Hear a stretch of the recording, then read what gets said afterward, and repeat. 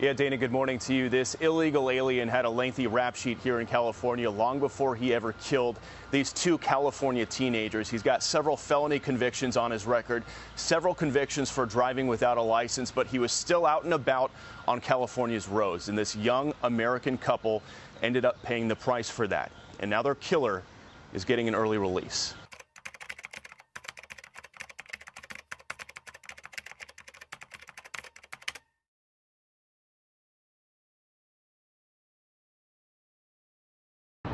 It was November 2021, a fiery collision on an Orange County freeway.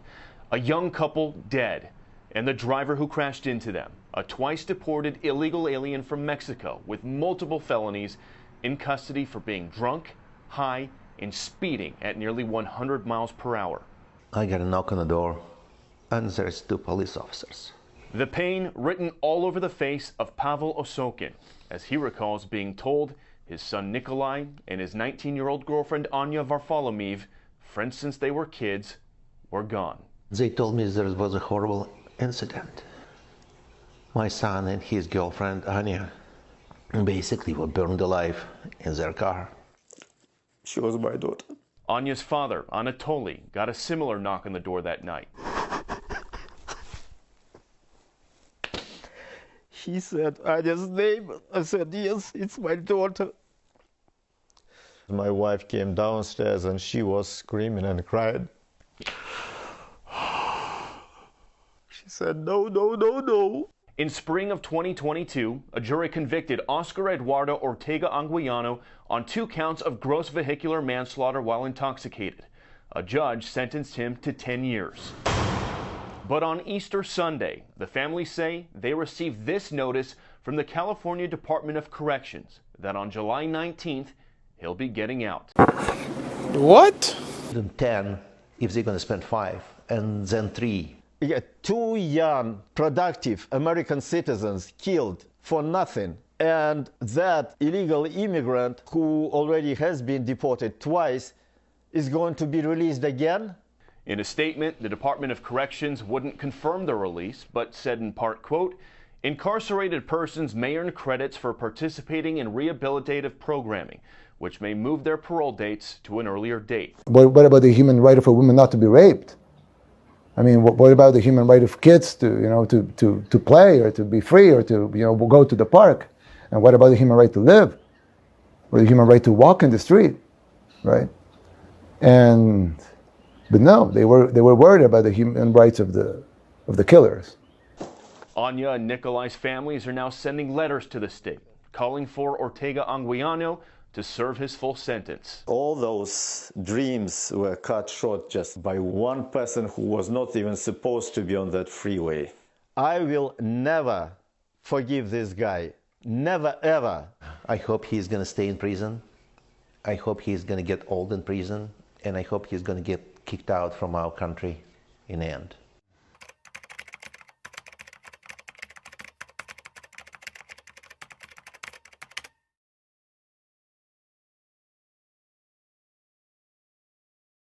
And Dana, ICE confirms to Fox News they have placed a detainer on this illegal alien with the California Department of Corrections. Their hope is that the state will transfer him to their custody upon his release from prison in July. As for the victims' families, they are now left wondering, what are 2 lives worth here in the state of California? They say, apparently, only a little more than 3 years.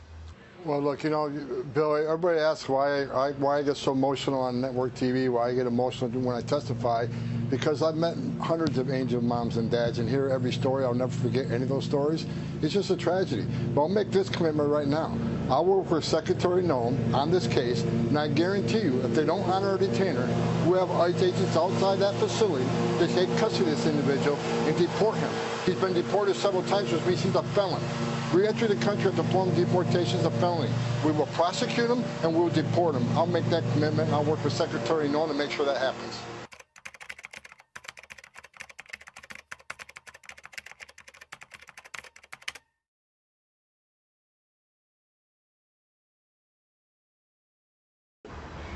And just a short time ago, the U.S. Attorney here in Los Angeles announced that once California releases this illegal alien, his office will prosecute him on federal charges for felony illegal reentry. U.S. Attorney Bill Asaley says, quote, "My office has filed a felony immigration case against this defendant. He faces up to 20 years in prison if convicted. If the state of California will not seek the full measure of justice against this individual, the Justice Department will." Boom, bam, bop, bada bop, boom, pow. Now to think that that twice deported, now convicted criminal, someone who was here illegally, was able to kill 2 teenagers and will walk free. What does the White House say about that? Caroline, welcome. Well, first of all, listening to the heartache from those 2 parents is truly heartbreaking, and our hearts are with them.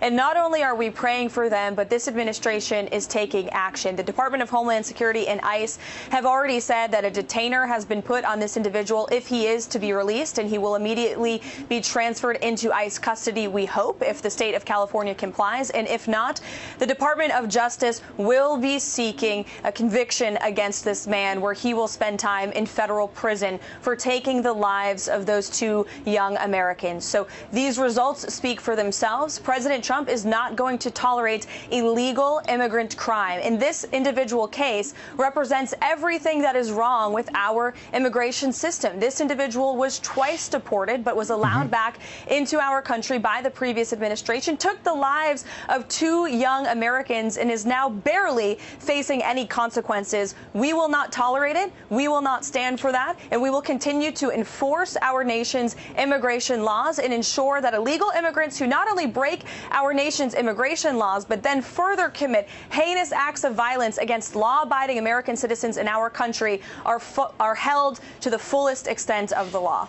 But at the same time, we hear, Caroline, the grief from the parents in Bill Melugин's fine reporting, not only there in California, but in Maryland as well, with Rachel Morin's mother, Patty Morin. You have Democrats at taxpayer expense going down to El Salvador to plead for people who the president says are MS-13 gang members, who they describe as, quote, a Maryland man.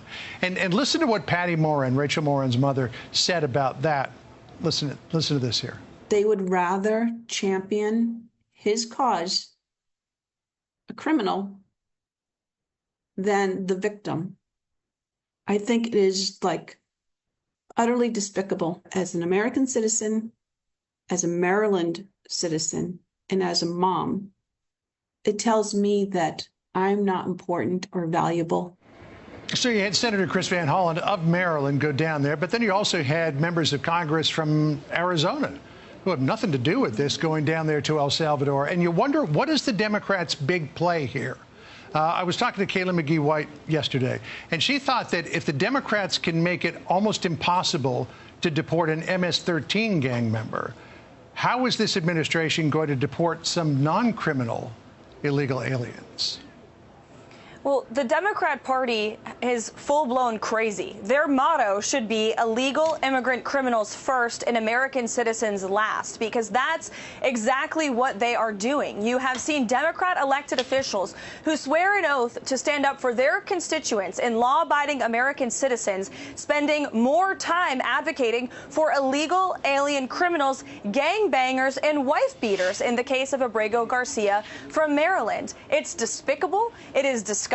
And we are going to continue to call them out. And this administration is going to continue to fully enforce our nation's immigration laws. And how can we live in a sovereign country where the previous president, Joe Biden, was allowed to illegally traffic tens of millions of illegal aliens into our country, and the courts did nothing to stop him? But now you have President Trump, who was duly elected overwhelmingly by the American people to deport these illegal criminals from our communities. And you have rogue district court judges that are trying to stop him at every turn. It's unacceptable. And I will remind these district court judges and the Democrat Party that 90% of the American people support deporting illegal immigrants who commit crimes in the interior of our country. That's according to a latest Washington Post poll. So the president will not only win in the court of law, but he is winning in the court of public opinion. And he is delivering on his promise to secure our homeland.